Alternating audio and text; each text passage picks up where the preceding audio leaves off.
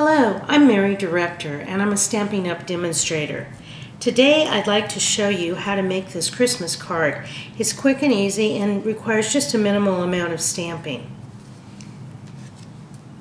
I have a blog which is KreatesKards.com, and I also have a Stampin' Up official website which is marydirector.stampinup.net. Let's get started with our card. I've taken a piece of Whisper White cardstock, 5.5 by 8.5. I've scored it at 4 1/4, and I'm going to fold it over, lining up the edges and right along the score line. And then I'm going to use my bone folder to crisply fold it. Your bone folder, if you hold it down, you'll get a better crease. If you do like this, you'll actually get a line in your paper from the pressure. So it's always best just to do it flat, go across. Okay, we're going to do the card landscape rather than portrait. I've taken a piece of 5.5 by 2 inch cherry cobbler cardstock. I ran it through the Big Shot using the chevron embossing folder, and the chevron one has some really nice design to it. Just remember when you put this in to look and make sure that this is straight. This one, it will show if it's off-centered. And this is through the Big Shot. I didn't use any tabs when I ran it through the Big Shot. All right. You can use either side, whichever one you like the look of better. I'm going to use some Stampin' Up snail adhesive.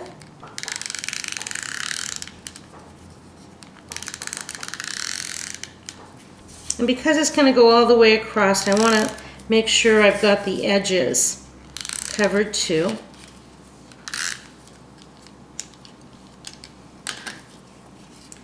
I want this at the top of the card, so I'm going to line up the side and the top, trying to get it as close as possible. Then firmly press.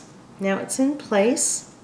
If you have any that's showing, you could trim it a little, either with your paper cutter or your paper snips. I'm going to use Early Espresso Stampin' Up ink for my image, my sentiment.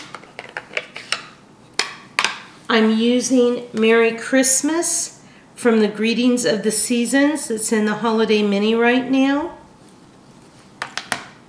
And I'm using the clear stamp set.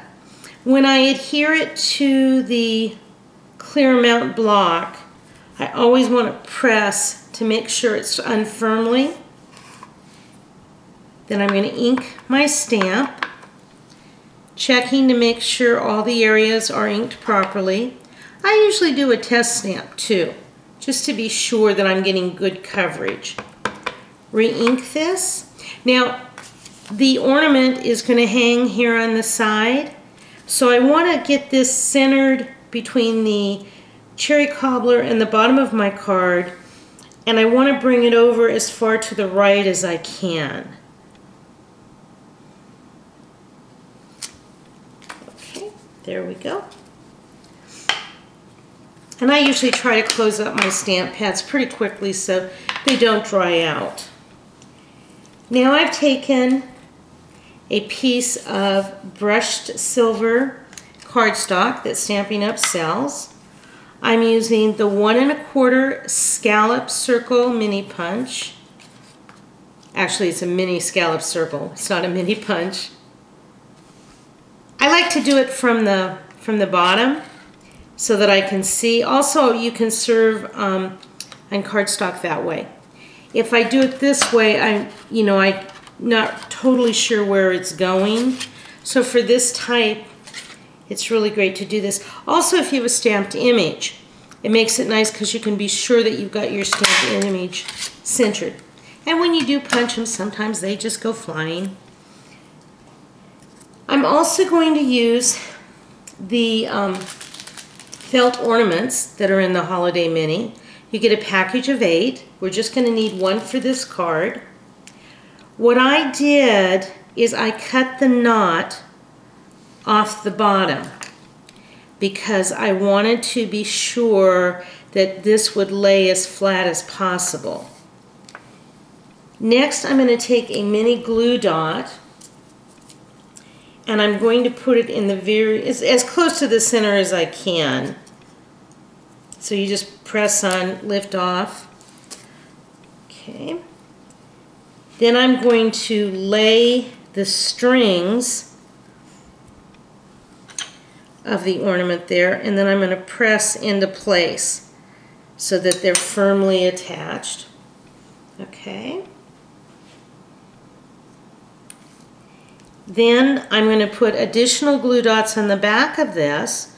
See how it's attached around here, and then I'm going to place it on my card. So I kind of want to do a visual first on the placement.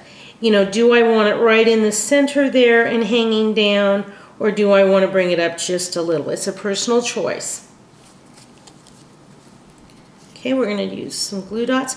The glue dots on this one, I would put some extras on just because of the weight of the ornament, and you want the ornament to be free-flowing, that it's got movement, you know, with it.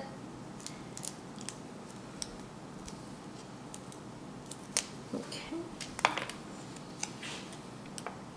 Going to place it here. Press firmly. And there you go. And the ornament will move. See, it's not attached here. If you wanted, you could put a dimensional behind it and hook it into place, but I kind of like the fact that it's got movement to it.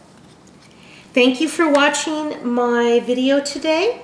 If you have any questions, please leave them here either on the YouTube video, or if you come to my blog, you can post your questions there also. Thank you so much.